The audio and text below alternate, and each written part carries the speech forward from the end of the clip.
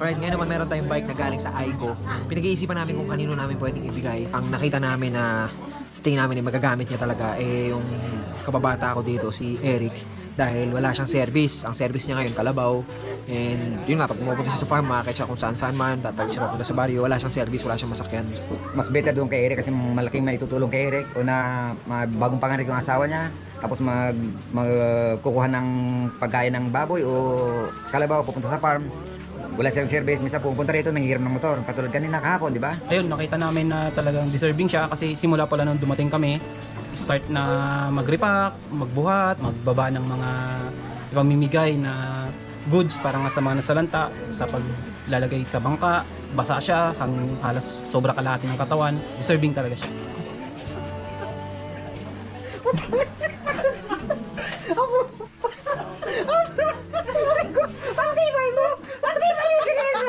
Bye-bye! Ingat kayo!